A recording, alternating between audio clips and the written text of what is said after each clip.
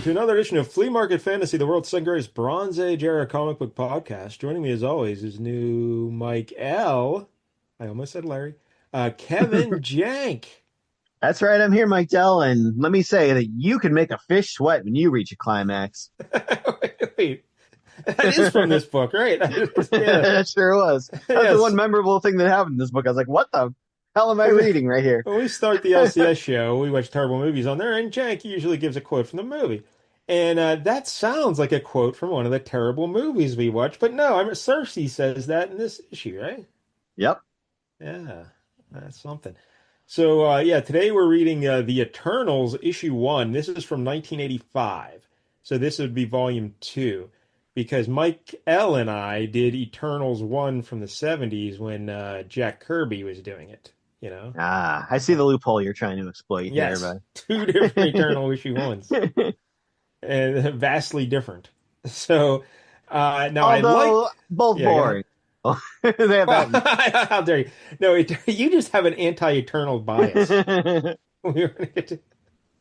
And listen, I was right there with you for a while, and then I saw Angelina Jolie with blonde hair, and I was like, "Oh You my are God!" so easily amused. I don't understand. I think you're the one person in the world who's ever said something positive about that movie. So, but the Eternals, Mike out. We both enjoyed it. It was a good, solid first issue of a series. Like it set things up well. Okay.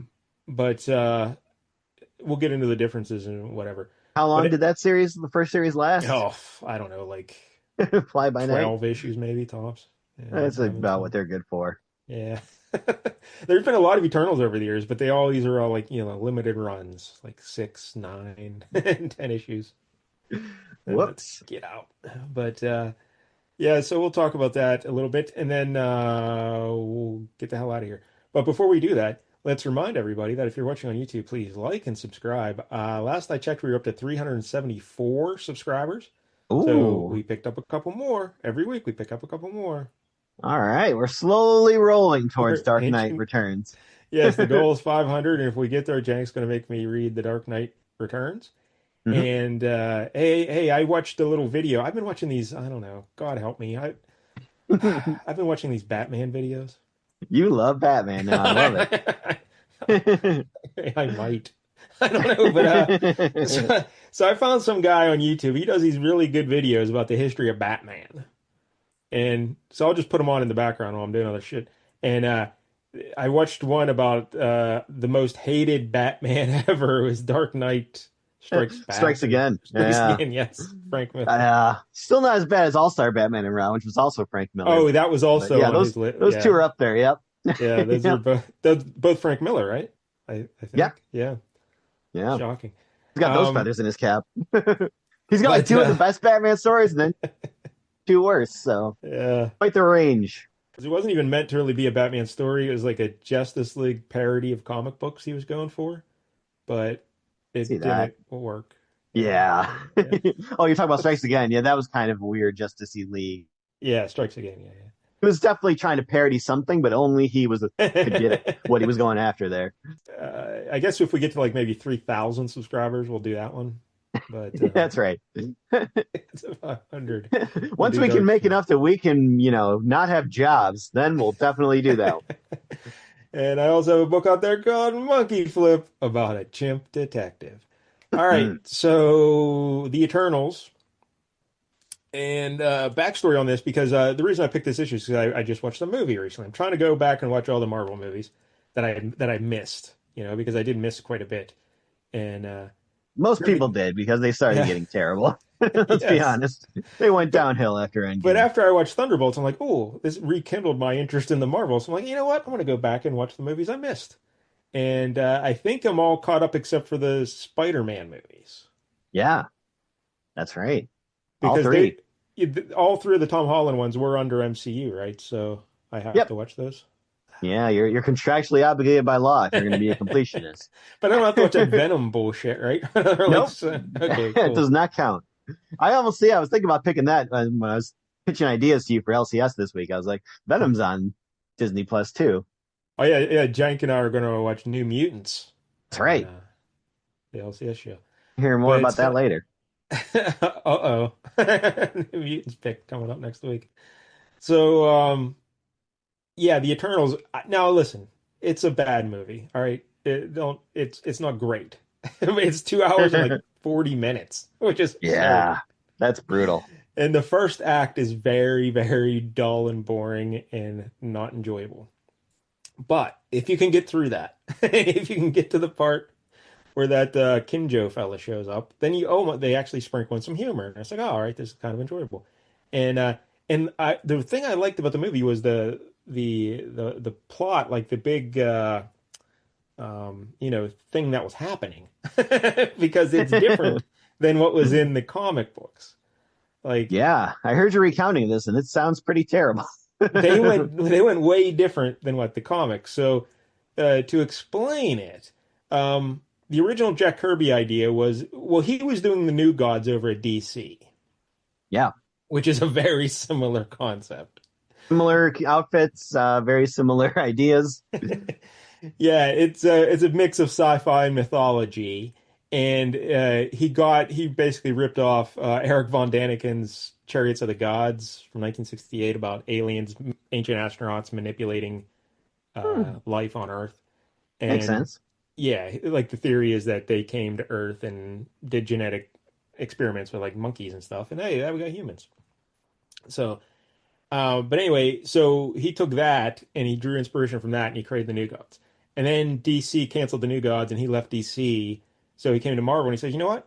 I really like doing this. I'm just going to call it the Eternals now. And we'll just the same thing. But that's basically what it is. These big guys called the Celestials that look like Galactus dudes with teacups on their heads instead of like these big guys.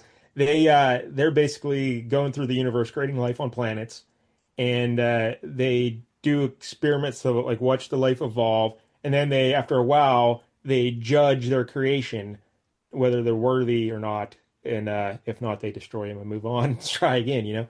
So what they do is they do the genetic experiment. So they create there's humanity, and then they do an offshoot called the Eternals. And the Eternals are handsome people. They look like normal folks, and they're all Yeah, they're all eternal, you know.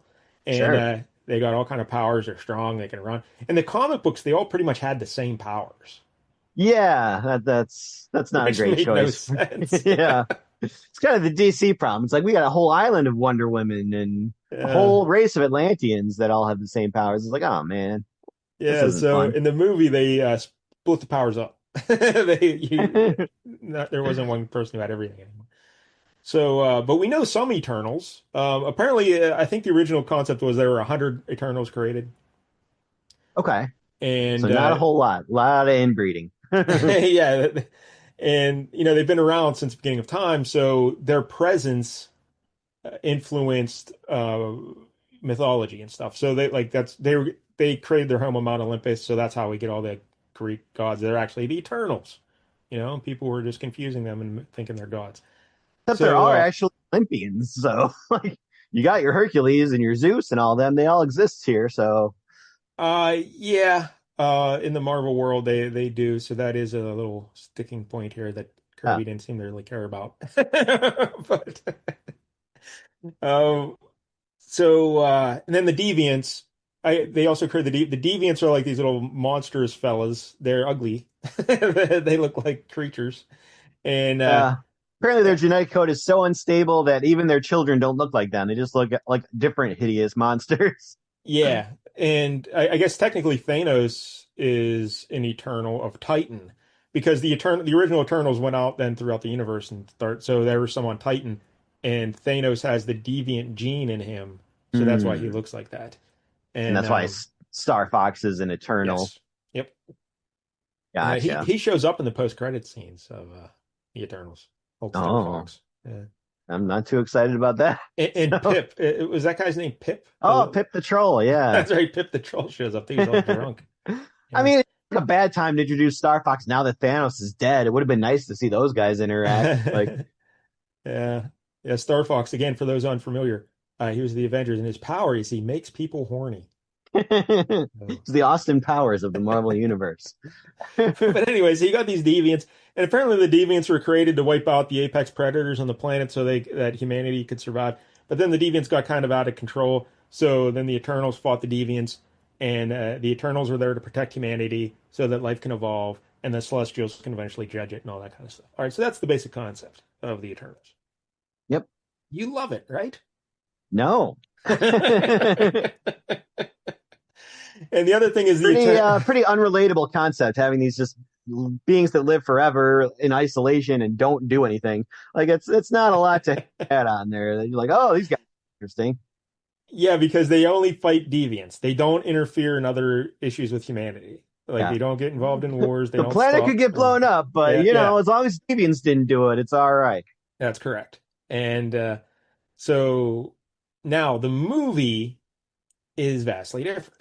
In the movie, the same basic idea that the Celestials come and breed life on Earth and whatnot, and they create the Eternals to protect humanity from the Deviants. But they also created the Deviants, and the Deviants got out of control, so they needed the Eternals to keep them in check. So that's all the same. But the reason why they do that is because this is how new Celestials are born. They're not big on the sex, I guess. So instead, they just put a seed inside of a planet, and it like down in the core, and it feeds off the energy of the humanity and whatnot. And that's how the new Celestials are born. It'll eventually pop up out of the planet, destroying the planet.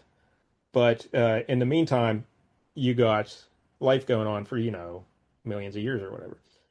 So in the movie, the Arishem, the main celestial guy, he sends the Eternals there to guard humanity so they can born that baby celestial, and that's called the emergence when the celestial finally comes out. So when Thanos did the old snap, it was actually a good thing for people who liked living on Earth because it lowered the energy production. So it meant, oh, we extended our lifespan a couple 100,000 years or whatever. But then when Huh. everyone came back after the snap, it screwed everything up. So the Celestial got supercharged and he's ready to be born. And now the Eternals find this out, and Ajak, Selma Hayek, is their leader in the movie, and that's way different than the comics as well. Yeah. But she wants to go against Erisham and save Earth, and then Ikarus, their leader, most of the time in the comics, well, he's not their leader, but he's like the main guy. Uh, Yeah. Yeah. He's the one who does all the stuff, at least. yeah, he wants to obey his prime directive of the Celestials, so he says, no, no, no, we're gonna go what we're here to do, because the Eternals aren't in the movie. They're not like human or living being. They're basically fancy robots. Yeah, that makes even less sense. Yeah, they're like these synthetic robots. And so every time the planet blows up, they just take their memories and experiences and put them into a new robot, and boom, oh, Cersei's back. Yeah, so that kind of thing. But apparently the Celestials are so mean-spirited that they keep making one of them deaf over and over again Yes, instead of fixing its hearing unit. that is was one of I did wonder about that. Yeah, it's like what I don't know. But yeah, Makari was a fella in the old books. He's a lady in the movies, and he's deaf, and she's deaf. So they also, I guess, Salma Hayek, Ajak was a fella in the books, and Salma Hayek is definitely not a fella. Um, who was the other one? Sprite. I think Sprite was a young boy, and now he's basically like a Peter Pan, and now he's a young girl in this movie. So yeah, they do some switcheroos, but Yeah, in this case, who knows any better? Because no one knows who it's the true. Try to stay away Eternals as are. possible. But I really like the conflict there of whether they follow the directive. Because again, if the Celestial comes through and destroys this planet, but he will give life to other planets and other worlds, so it's a trade-off there. But Cersei and the other Eternals besides Icarus, because Icarus then kills Ajax, and he ends up having to fight Cersei and the other ones, and they defend humanity. Blah blah Wow, blah. Icarus is a jerk. Well, he's kind of, yeah. But he's doing what he's following orders. He's following orders. But Like a real Nazi. from his perspective though, yeah, we're wiping out this planet, but we're here to create dozens of other planets. you know. Who cares about them? Well, Can't the existing Celestials keep making planets? Like, I think there's what? only like four of them, right, or something. They're all busy. I I don't know. don't know. Just wait till Franklin Richards shows up. He can make all the planets you need. At Franklin Richards. So, so yeah, I didn't hate the movie. Visually, it's kind of pretty cool towards the, again, you got to get through the, it's a tough slog. I'm not going to let first hour, you put it on in the background and do other stuff and then check in after a while. And like, there's a good movie there, but they didn't produce it. But there's enough there to like, you got Gemma Chan, you got Angelina Jolie, you got Salma Hayek. I mean, it seems like as all you need is a foxy lady and you're in, Yes. but I don't know. It takes If more than that for me. if they recast the film and take out Gemma Chan and replace her with like Flo from Alice or Yeah, something, and then yeah, I'm not in. I I'm not got watching this. Ed Asner and Be Arthur instead of yep, Angelina Jolie. Yeah, I'm not watching it. Florida Evans. But Yeah. Angelina Jolie with blonde hair, sign me up. Yeah, and at the end of the movie, of course, it says the Eternals will return, but yeah, they're not returning. I don't think so. Sure, their contracts have been burned. Although I Like we did don't need hear you that anymore. there will be an Eternal because the Eternals are still like really prominent in the MCU because that Celestial island or whatever, because they Hmm. stopped his emergence, so he's like created an island in the Pacific or somewhere, I don't know. And that was referenced in Brave New World. It's a big part of Brave New World, so it's still in the MCU, so they're going to have to, acknowledge that the Eternals exist at some point, no? I mean, maybe not. If Secret Wars is like the comic book version, like it ended up with a bunch of worlds all mashed together. So who knows if that part's even going to be there? Yeah. The most recent thing I read is that there's probably going to be an Eternal presence in one of the upcoming movies. So let's hope it's Gemma Chan or Angelina Jolie. That's all we're hoping for. But all Oh right. boy. So now the Eternals, though, in the comics, they never had that whole emergence thing, or um, there were some It's planet. something where the Celestials came down, I guess, and judged humanity or something like that. Yeah, But they were going to, and they had to fight off the Celestials. And then there was a thing where there's some evil or germ kind of thing called like the Horde or something was going to be released on the planet. mhm. So there are other planet-threatening crises, but not the emergence. That's a concept from the movie. Yeah. So, but we know some Eternals, like I Cersei. believe they did eventually, like this was somewhat recently. There was a celestial that somehow I don't know what happened. He died or something, but he was just kind of left on Earth, kind of like that, where his corpse was just in the mountain somewhere. And I think the Avengers Uh, basically used his husk as like a base for a while. see, I keep encountering the sleeping Celestial or something. Is that or the Yeah, maybe dreaming that's Celestial? it. Maybe I Could don't know. be. But anyway, we do know some Eternals. Like Cersei was in the Avengers, right? Yeah, yeah, in like the late '80s, maybe early '90s ish era. And so was Gilgamesh. Yeah, Gilgamesh. He's one of those guys you forget. If you're like listing Avengers, you're not really probably gonna remember Gilgamesh unless you really Uh, know your shit. Anyone else cross over really into mainstream comics? That's probably they're the main two, right? But Icarus, no one really. Yeah, he didn't really get out there Uh, much. I guess like you uh, mentioned Thanos and Star Fox, but they're kind of their yeah, own separate offshoot. and of course the greatest deviant. Oh, we've got Vampiro, the wrestling Eternal. We Yeah, that's encountered in right. that issue of Thor, and of course the greatest Eternal evil deviant is El Toro Rojo. That's right. So Yeah. he was awesome. Too bad they recycled that plot entirely in this They issue. should have made the movie about El Toro That Rojo. would have been something. Yes, it That would would have have got been. butts and seats. Could He could have made that one 3 hours. Could have added another half hour to it. be a But two-night event, just like WrestleMania. so all right, that's the Eternals. I don't know. I tried reading a Neil Gaiman thing of the Eternals. I guess he did a volume of the Eternals, and Oh I yeah. mean it was okay. It's just Neil Gaiman, more of his Yeah. bullshit. Yeah, a lot of shoegazing. Yeah. So I think my first kind of Eternals story was there was a one shot in like the early 2000s where it was like I forget what it was called, but it was basically about the Eternals and Apocalypse. Like apparently they had a run Oh in back yeah, in the day. I read And about that. even though it had Apocalypse, I was like, oh boy, this is gonna be good. I still hated it. You guys suck. Yeah, suck. But have you seen Angelina Jolie with blonde hair? It's going to change everything.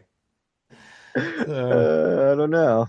all right, let's this here version we're reading today, it's a 12 issue limited series, and we're doing issue 1, of course. And the Hmm. creators are Paul B. Gillis, who Peter B. Gillis. oh, sorry. Peter B. Gillis. Yeah, before the show, I didn't do a lot of research this week. And I said, hey, Jank, you ever hear of this Peter B. Gillis fellow? And so we had to Google him up real quick.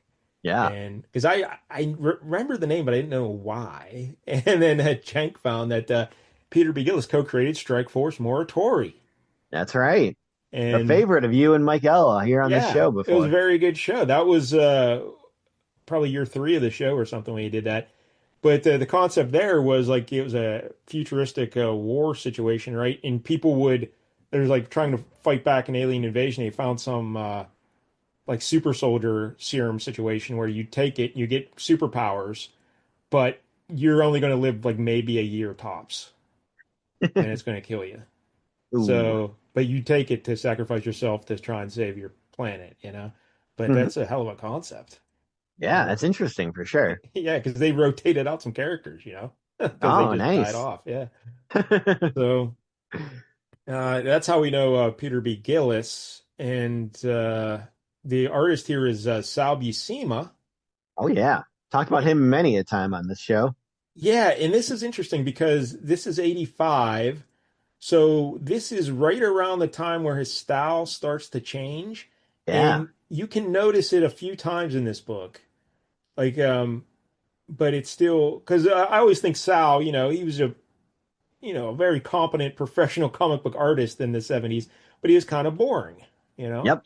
That's right. I would say And that's accurate. Yeah. he got replaced on New Mutants by Bill Sienkiewicz, and Hmm. he realized, oh, maybe I need to change my style. And he started looking what Bill was doing and looking what other people was doing. So then by the late 80s, early 90s, I love his stuff on like what was he doing? Web of Spider-Man or Spectacular. Yeah. The long run on Spectacular? Spectacular. Yeah, he was so good. Like his sharp, clean lines and angles. Oh, big fan of his later stuff. So you kind of see it starting to emerge here in a few panels. Drew a Um, dynamite Green Goblin. yeah. So I'm a big fan of the Sal later, but this is still there's some good stuff in here. Um, and all right, so I guess that's all we need to know about the Eternals, right? Yeah, I think Cool. so. All right, why don't you? Oh, the cover is Walt Simons. And Oh. that's what the other thing I should mention about Peter B. Gillis is Jim Shooter, the editor in chief at the time of Marvel. He was not a fan of his scripts for this series, so after 8 issues, he gave him the boot, and he brought in Walt Simonson to write the final 4 issues. Oh, okay.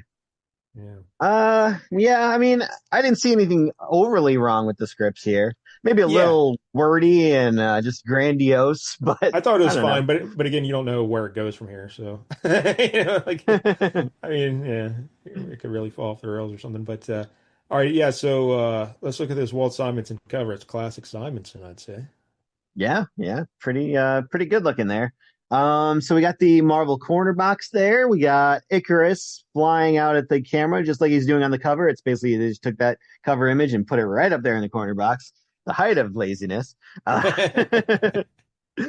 $1.25 for this first issue, and it says number 1 in a 12 issue limited series. So they knew at least that this was only going to be 12 issues. They're like, Yeah. this is not going to be ongoing. Trust us, we wouldn't do that to you. And then it says the Eternals. And there's a lot of like kind of cave painting stuff, filigree going on there Yeah, it's around pretty the cool. yeah, it's something. Then the main cover itself, like we mentioned, is Ikarus. He's kind of flying fist out towards the camera, and there's a big yellow background behind him. And to the left of him, there's like a little triangle wedge where you get to see Cersei and her professor boyfriend just kind of standing around. I guess I don't know, not really Yeah, an I don't action know if shot there. if he's officially her boyfriend, he seems like just a guy she flirts around with and runs around with. I don't know. But Yeah. I don't know. Yeah, he's no Black Knight. I think she'd be hooking up with him soon. So, yeah, in the Avengers, she was always with the Black Knight. And uh, in the comics, Cersei, there's some I think they call it's spelled real weird, but it's like mad worry, where these Eternals, they've lived so long that they store all these traumas, from their lives, and sometimes it can make them loopy and have them lose their mind. And that happens to Cersei in the comics. In the movies, that was happening to Thena, Angelina Jolie. So that's another oh, change. But hmm. so anyway, yeah, so Cersei's over there on the left, and on the right, who do we got? Got just one of the Celestials, just kind of standing there, all big and large, with a green background. Um, and he's just kind of again just standing around, low That's what fit. Celestials do. Yeah, they just stand around. And below Icarus, there you got a tiny, tiny little wedge that's got like a pink background, and there's a bunch of deviants just rushing at him, I guess, or rushing at the Yeah. camera. And I guess we should mention Ikarus. He's kind of like He-Man in a blue and red outfit. It's like kind of, Much so, yeah. yeah. That's the perfect description. But that is If weird. He-Man was like one of the new gods, you'd have this guy.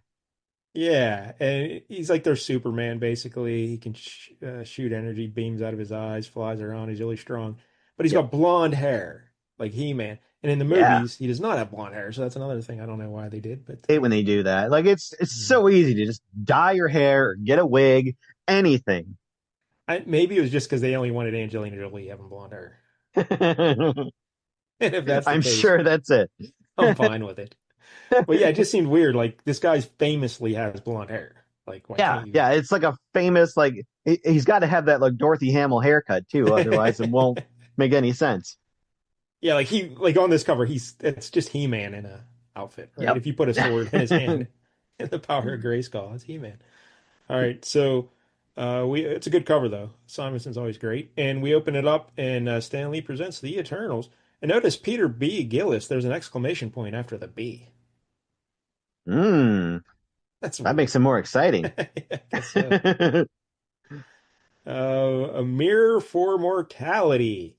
And this professor guy is giving a speech. Do you remember this professor guy's name? Because I'm going to call him Jimmy if I can't. uh, uh, I don't know. Yeah, we'll just call him Jimmy. So Jimmy, Jimmy's good. yeah, he's up there giving his speech, and he's talking about the Celestials and how they came down to Earth, and you know, uh, and they want to judge humanity and all the Eternals and everything. And these people are loving this speech. They're going crazy for it. Oh, this speech is great. And, they're all very excited. But as soon as they get up and start leaving the auditorium, none of them can remember what the speech was about. Yeah. Much like every, college lecture I've ever been to. So I guess it's some sort of thing. The last time the Celestials came down to judge the planet, and whoever fought them off, I think it was the Eternals and the Avengers and whoever else. Um, I think Thor was involved as well, like his Olympia or Oh, is that like Asgardian. shortly after that issue we read, basically, where he was like, I gotta find out Oh about yeah, these probably maybe. Celestials. Yeah. Yeah, maybe.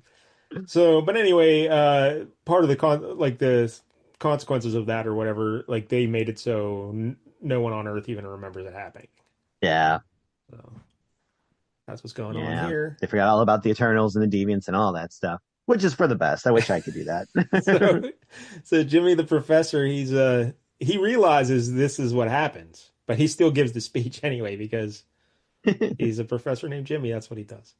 And we see a sexy silhouette in the doorway, and it's Cersei.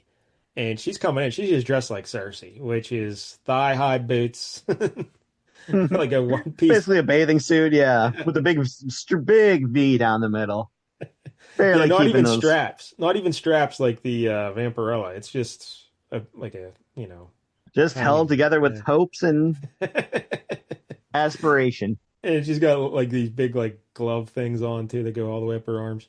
And she's in green. And she's a dark-haired lady. And but she starts flirting around with the professor. I guess they know each other. And this is when she says the line about him making fish sweat, right? Yeah, when he reaches the climax. Like, how could uh, you fire a guy who wrote that line? so they go walking down the hall, and a great shot of her from behind walking down the hall. And but when they run into other folks, these hippie college students, they see her dressed as like a professional woman with a Yeah. normal outfit on, and then as soon as she walks by them, she's But he's like, wait a minute, dressed. I thought I saw her dressed, really scantily clad out of the corner of my eye there. No, Oh well, I so must just be a pervert. so these Eternals, they're tricky. So they go back to Professor Jimmy's office, and he's got some sculptures there, like a deviant, a human, and an Eternal, little busts. And He's doing his best to make people remember, apparently, but yes. even when it's right there in front of them, they So don't when people come in understand. his office and they see this stuff, what do they think? Like, I don't know. Yeah. Guys are real weirdo.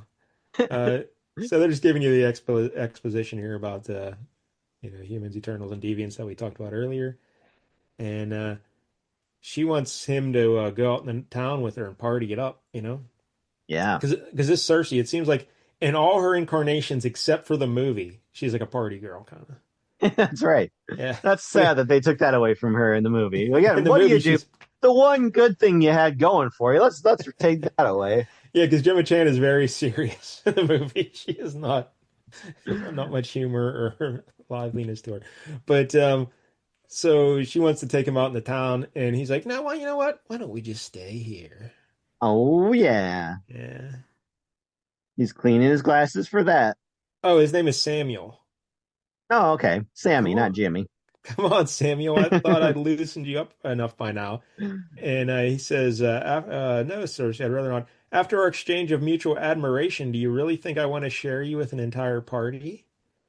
Oh, And she says, Samuel, for a human, you're beginning to gain some true wisdom. So there you go. Her and Professor Sammy going to have some fun. So now we cut over to a Greek mountaintop where there is the magnificent city called Olympia, home of the few oh. remaining Earthbound Eternals. Yeah, and it looks a And very Kirby-esque headquarters here. yes, good tribute to Kirby there. Oh, And all right, so Thena, who is Angelina Jolie in the movie, she's a blonde-haired Eternal lady, and her dad was the Prime Eternal, like the leader of the Eternals, and his name was like Zaris or something like that. something like that. Yeah, Zuras. yeah. There's Z's and an R's and an S and a U. I don't know, but he died, Yep. which thought he was Eternal. For yeah. So Someone didn't get the memo. hope you kept the receipt, because yeah, but so he's dead. So now she's ascended to be the Eternal Prime or Prime Eternal, however they say it. Optimus Prime, whatever. I don't know. So she's like their leader. Okay. But she has to go through some ceremony to like make it official, I guess. Yeah. And Touch your tongue to mine. Why? To make it official. Make what official? All of it. I don't know what that's from, but I'm scared to ask. Maybe you'll find out one day.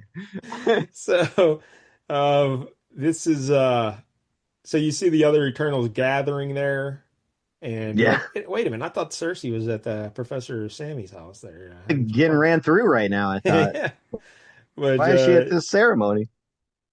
so they start doing the ceremony, and the spirit of Zeus, or it's not Zeus. Don't confuse it with Zeus.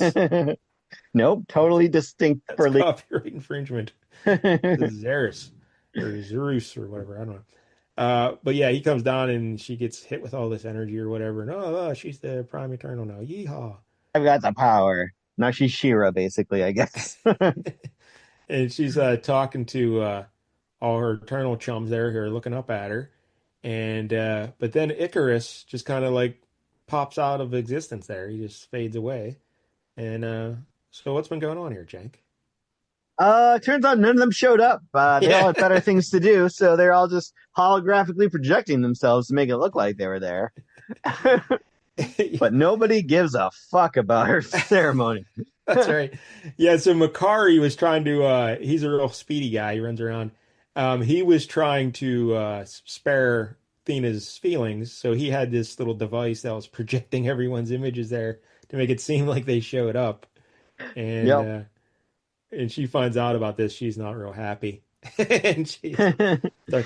of throws a little temper tantrum right there in the throne room. Not what you want on your first day. But there is one guy who really did show up. Yeah. Some big deviant guy is like big and red and dopey looking. Yeah, he's got an enormous head. He looks like a Funko Pop, like one of them heads, Yeah, very much but so. except his body's big. But Yeah, he does have a big chest. Yeah, kind of Carcass, claws on his hands. Yep. Carcass is his name, and yeah, he's a deviant, but they like took him in, and he's a good fella, I guess. Yeah. And he wears big blue underpants. And And metal leggings. Yeah. but he's like, hey, Thena, I showed up. And she's like, yeah, great. The deviant showed up. Thanks. Deviants here. And again, not the good kind of deviant. So, but Makari, he's really there too, and so he's trying to console her, and like, it'll be okay, they love you. And she's like, yeah, I don't think so. I don't, I don't think anyone cares. I think one of them said they were going to see the movie Problem Child. Like, that's more important than this? Like, come on. She's like, my father's dead, and I declared myself the ruler of a house full of ghosts. The centuries stretch out before me without end, Makari, as they always have, and oh, they look so empty now. Wah, Poor Thena. wah. So, but now we cut over to New York City and Ikarus. He just pops up he converted his shower stall at an auditorium into a holographic projector. So he was just standing in his shower stall this whole time. And once the little device broke, he goes, all right, whatever. I'm good. So why is he in this auditorium though, Jank? Oh, well, because apparently he read that Thor issue too, and they're just going to redo the same plot and have him be a wrestler. Yeah, these Eternals love pro wrestling. Yeah, they sure do. So that makes them pretty cool in my book. And yeah, so Icarus, I guess he's like, keep in mind this is 85. This is right at the height of Hulk Hogan and Cyndi Yeah. Lauper and Mr. T and everything. So WrestleMania 1 was coming up. So I guess everybody loved the pro Slim wrestling. Jims would have been as popular with this guy, though. So, and his girlfriend is this lady named Margot. Yep. Can't remember her last name, but in the original Eternal series in issue 1, um, she and her father was an archaeologist. They were investigating some ancient ruins, and that's how they met Icarus because he was preparing for like, I guess the Celestials coming back or something, and that's how they get Yeah, it's introduced to all always this. always Yeah, something with them. yeah. So that's how we find out about the Eternals. So they're still an item. These two, they're still together. How about Wow, the first lady I'm not related to. that? Let's get married for life. So Icarus is like, he's in his normal Icarus outfit, but then he just zaps into his wrestling trunks and boots, and I don't know. Is that a championship belt around his waist, or is that just his outfit? It's pretty championshipy. Yeah, it's kind of small though. But Yeah. so yeah, but he's going to be a pro wrestler, and Yep. he's a big match, and Apparently working his way up to this one. He must have. This must be a long-term project.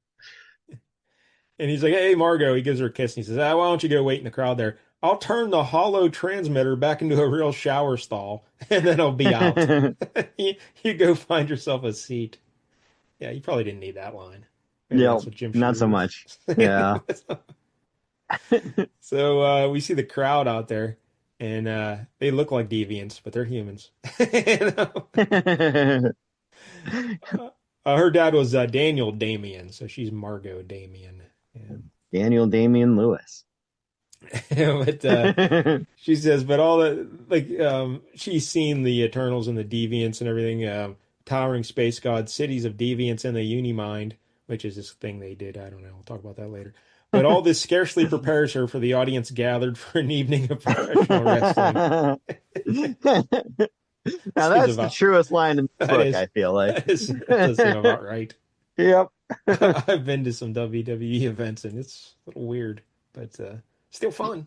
Still fun. A lot of weirdos who have Oscar cutouts in their basement. Yeah, can you believe that? What the hell? Hey, she came back this week, by the way, so Oh. very excited. I got some other bad wrestling news for you. That Liv Morgan separated her shoulder.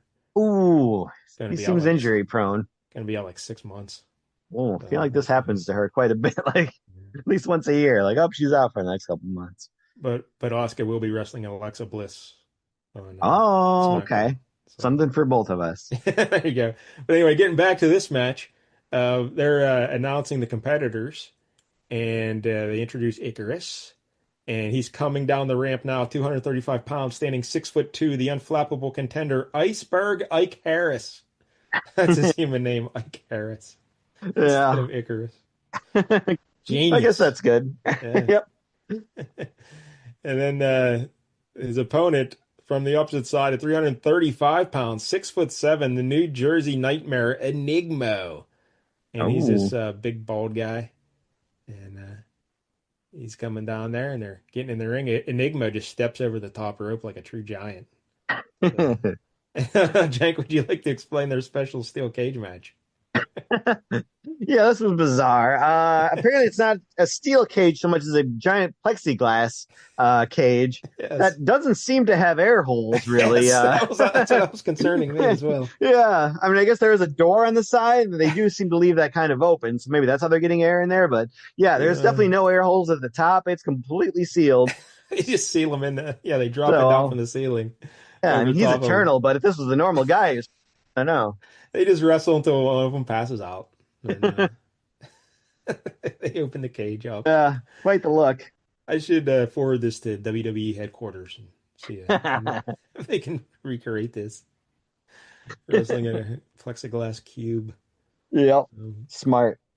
so, so they have their match, and the referee jumps out the door. He gets out of the ring quickly, and they shut Because the door again. Enigma, he's already swinging before the bell even rings. Yeah. But then Icarus, he like uses his fancy eternal eye beams or whatever. Or well, they actually have a fight a little bit, and they're wrestling a little Yeah, not bit. much of one. Like he just kind of like Enigma's jumping at him, and looks like Ike kind of blocks it, and he gives him a kick, a big old stretching kick that's gonna rip your groin. I feel like. And what do they call Uh, it? With his secret kung fu smash he learned in the Orient. What a fight! Secret kung Now, if fu this guy smash. wasn't a deviant, this match would already be over because like this guy's got superpowers. So then Icarus does use his little eye beams on him because he knows that he's not fighting just a normal fella. And Great. he reveals his true self. He's a giant deviant. And this guy, it's pretty cool because he's a giant green monster guy, but he has Hmm. two jaws, like Yeah, two he's like mouths, deformed, so he's got another jaw coming down where his chin should be. like a double decker. Yeah. And And and when he all his talks, he yeah, his word balloons they all come from both mouths. So there's like two lines going to the mouth. yeah, there's two little stems coming out of each of his word balloons. So that was pretty cool. But yeah, so now he's fighting this big giant green deviant guy. Hmm. And what's his name? We should really honor him because he doesn't end happily. Yeah. Cataphracts. Tafrax. That's the other problem with the Eternals and the Deviants. Is Yeah. all the names. Terrible names. Call him Dave. You know, it's Dave. Not good names, not good names. He tries to punch Icarus and puts a hole in the mat. Icarus dodges out of the way. Now, the people in the audience, they're looking into the glass cube. They still just see Icarus and Enigma fighting. Yeah, somehow it's a magic cube where it's just Yeah. allowing them to see whatever, Cataphracts wants them to see. And so he's still fighting Icarus. Icarus gives him a drop kick, but then there's a giant hole in the ring, and Dave the deviant tackles him through the hole, and they fall down some pit, and they're Yeah, in gone. some swirling vortex thing. Yeah. But this was the weird part. Then the ring announcer guy, he's like, "This is incredible, ladies and gentlemen. Harris and Enigma have broken through the canvas, and I can see them now. Yes, Yeah, they're still grappling on the floor beneath. How the fuck would you see that?" this might be another thing that caught Jim Shooter's eye. Like, what are we doing? We can't be doing this. Ugh. But Margot's concerned, so she goes running to the basement of the auditorium, thinking that they're down in the basement. But really, they go into some little deviant portal thing, and they go flying into like a deviant city, or I don't know what's going Yeah, on. it's like some kind of chute, I guess, that takes them to some underground city where the deviants live. And so they continue their fight, and a bunch more deviants come out, and they grab Icarus and they hold him there, Yep. and they bring out some little machine, which Uh-oh. kind of reminded me of Eurotrip. I'll be honest. A little bit. They bring out the Flugendingling or whatever it was. they come running out with that little machine. It's got like three suction cups on it, and Yeah. they because his outfit has like three circular discs on his two, like it's forming a triangle on his chest, Yep. and they come out and they put the suction cups right onto those discs. Discs is what I And said. there's one on his back, so the one of them goes around back too, gives him the old Oh, yeah, I reach didn't even around back notice that. there. Yeah, the old Yeah. reach around. And like I don't know, some sort of wackiness happens, like all kind of lightning and energy, and then they rip the thing off and they're like, "Run!" But Icarus is They're like, like, "What? it's done. I didn't feel anything. What'd you guys do? I didn't. I don't. What was that about? That didn't hurt at all. I don't know what you did to me." Is like, you won't know now, but you'll find out later. And he just runs away. Yeah, so they go running into some doorway there. So Icarus flies after them, but then he gets hit with the exhaust of a giant rail car because these deviants have an underground rail system. They have a monorail. Yeah, they're advanced. When you don't have to spend a lot of time on like beauty products, you can get a lot of science done. But they fell for that pitch that Springfield almost fell prey to. Homer. Yep. Monorail. If only we got some George Takei in this one. So Icarus, though, he's then like the tunnel collapses, so he's barred off. And here Margot comes flying down that slide as well. She found the same portal into the Deviant city, and he's like, "Hey, Margot, calm down." He's like, "Just don't touch me, Margot, because I'm really hot right now because I just Blasted got by that jet engine. yeah." And he's like, "The Deviants are back," and she's like, "The Deviants." And so now we cut over and we see Dave the Deviant or whatever his name is. They're celebrating that they tricked Icarus. They completed their mission. They did what they're supposed to do, and then they get into the big deviant city, and he's welcomed home like a conquering hero, and he's swinging Yeah. that little device over his head, like, "Yeah, we did it, we did Woo! it." So, how do they reward our pal Carfax, Jay? Oh, Or, well, the crowd gives Carfax? them, Is that his yeah, name, Carfax? Carfax, yeah. Crowd gives them a big cheer. They're loving it. But the high priest guy is like, hey, so you have this, you've been found to be genetically unclean and are condemned to the flame pits. Yes, and the reason he's genetically this is very confusing. I don't understand because they said because he accomplished his mission. Like it wasn't part of his genetic programming to do that. So that must mean he is genetically unclean. He's not pure. So yeah, we got to put you in the fire pit. Sorry, buddy. You got to Sorry, you die. did too much. Yes. You exceeded our expectations, proving that you're not who we Can't thought have you were. that. So you get out of here. So he's like, wait a You're not minute, management material. you're gonna kill me after I did that? And he's like, yep, sorry. Rules is rules. Rules. Yep. So, yeah, your deeds are great, but they are not in your genetic code. It is that which we must eradicate. You have performed a service and are now a burden. Yeah. What? The crowd all turns on him. They just walk away, and he's just left there, like on his knees in defeat. And he slowly starts trudging towards the flame pits. And then they do the same scene over again, basically, where he's just like, "Wait, why? Why am I have to go to the flame pits when I'm a big hero?" And he tells them the same thing: "You're impure. You got to go to the flame pits." And then he finally does it this time. So it's like, why did we do this twice? Yeah, in fairness, Jim Shooter, he knows what he's doing. It took him a while to catch on, but he's making notes and he's like, yeah, uh, yeah, we got to change this. But seems like he was 8 months too late. But all right, so now we see Icarus and he and Margot are back. They're at the wrestling ring again, and they're chatting it up. And he's Yeah, concerned about Margot's worried, and he's just like, yeah, whatever. They're stupid deviants. We got there's nothing to worry about. This is where it gets kind of long and meandering, and just kind of he's talking about big, grandiose things, but not really saying much of anything. yeah, and the art gets a little rough here as well. That Yeah, the one shot of Icarus's face is must have been getting close to the deadline here. They're like, let's yes, get this thing out. definitely. So he's like, she says, I mean, you're immortal. You can levitate and you have all these other powers, and I'm just a college professor's daughter. And Icarus says, love chooses its own path and its own time, Margot. And you don't have to be an eternal to have learned that. You just got to keep it warm for me. He's like, I know, it's just that it seems so unreal sometimes. And they just walk through the doorway together. And now we cut back to Thena. She's all alone in her Olympus place. Oh, she's got a jukebox. Look at Yeah. that. She's like the Fonz. That's pretty cool. She's got all kind of things around this room, and she's got this crystal thing that supposedly houses the spirit of her dead dad. Her dad looks like Dr. Zaius He really from does. Planet of the Apes. Yeah, he's supposed to be a humanoid, but I don't know. Very, very simian. He's got the same haircut and beard. But so her father pops out of the crystal, and he's like, "Oh, you do the voice of the father. Give him a good Dr. Zaius voice." Hello, Thena, my daughter. If you're holding the prism of knowledge, then in one way or another, I am no longer with you. It grieves me even to envisage the possibility that Father. damn dirty human is talking. And she's like, "Why? Why do you have to die? Eternals don't die. They don't lose the ones they care for." And she throws the diamond against the wall and it bounces around. And she's like, "They don't have to feel this way. Blast you, blast you. I don't want your wisdom, your memories, your pain. I'll live and I'll rule without them." And she leaves the room, chased by ghosts, unable to endure any voice any longer. And the ghosts speak on. Uh-oh, yeah, she missed the important part here.